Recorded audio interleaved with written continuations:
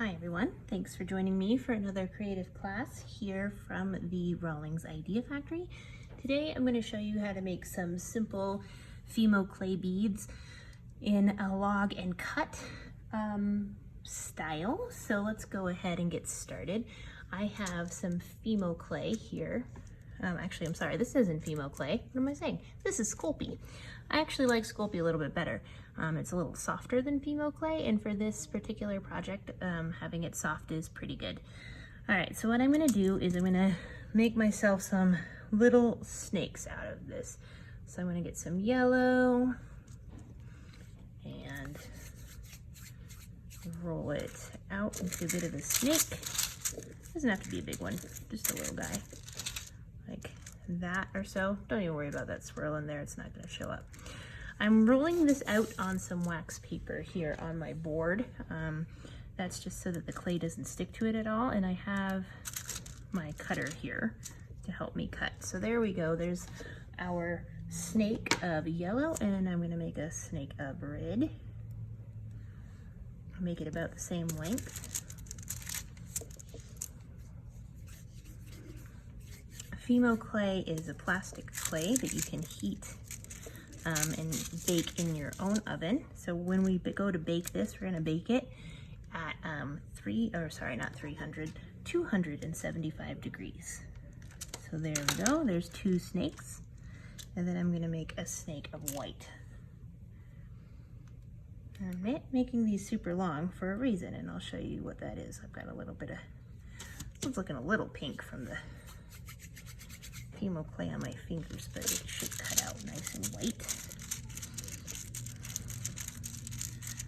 All right, here we go. Okay, make it the same length as this one. Cut it off with my cutter here.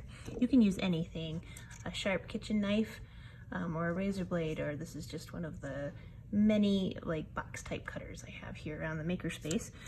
Just anything that is not serrated. So this blade doesn't have any teeth on it. It's just a straight blade. That's the best thing for cutting clay. So now I've got these three logs or snakes or whatever you want to call them here. They're all about the same size. And I'm gonna stack them on top of each other, just like that. And it's fine for them to be not super squished together. So I'm just gonna make sure that they're stuck so that they're not gonna come apart, but that's how they're gonna look, like that. Okay, set those over there. Now I'm gonna take my black and I'm gonna make actually a flat piece. So I've got my handy dandy dowel roller here. Funny story about my dowels. My mom and I made these dowels with her table saw. I have 12 of them because I've done some clay programs at PDI recently, and I needed a nice big rolling unit, and it works great. So thanks, Mom, for making these for me. They're very handy.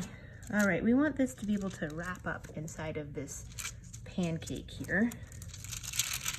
So I'll peel that off and put it up a little bit further on my wax paper. Don't use parchment paper if that is what you have instead. You definitely want to have wax paper. And I'm going to roll this up like a burrito. See how that is in there? The three in there with the black around it. All right, so that's like a little sushi roll there of clay. And at this point, we're going to take this and roll it out flat and long. Everything's gonna mush together a little bit, and we want that. So take that on your work surface, and we're gonna just roll it and roll it. And you can make these as thin as you want to, or as thick as you want to, really.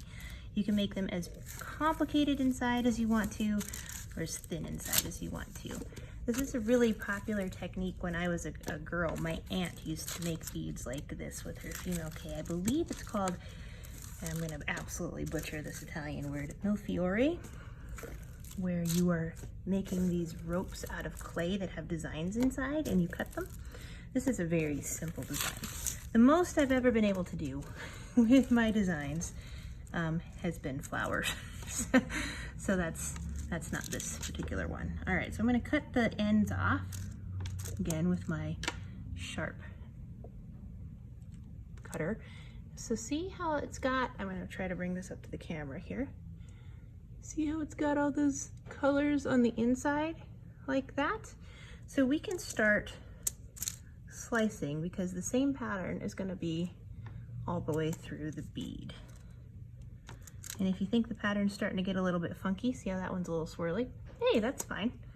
That's just part of working with the bead, with the clay here. So I'm gonna look right down the middle and see what we have. All right, sorry, I'm trying to find the camera. All right, just like that. So I'm gonna cut a bunch of little ones here with my cutter. I'm intending to make a big bead. So in case you're wondering what I'm doing here, here's a bunch of little fellows. Okay. All right, so I'm gonna take some of this white and I'm gonna make a small circle, only about the size of the very tip of my thumb.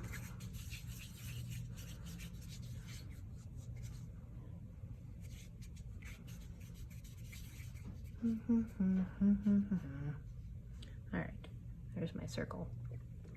And I'm going to take these guys and start sticking them all over the surface of my white ball here.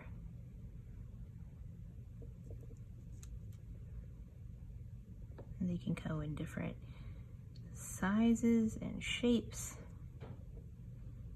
but we're going to stick them all over. And if you have a bunch of these logs of color that you've made, then you can vary which patterns you have on here, but I've only got the one, so we'll use it.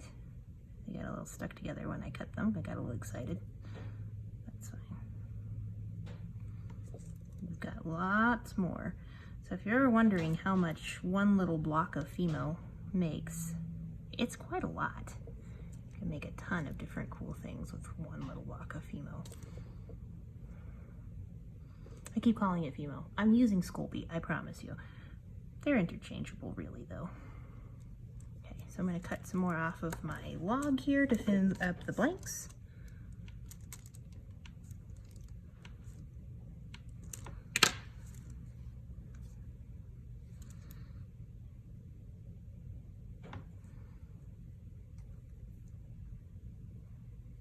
I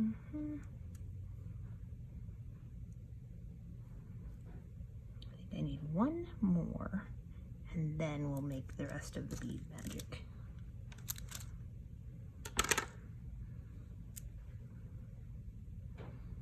Okay, so there we go. Now we're going to start to roll gently this time, so they all kind of squish together and form on the surface of the bead. So we're going to roll that around and around and around. As it sticks more, we can apply more pressure.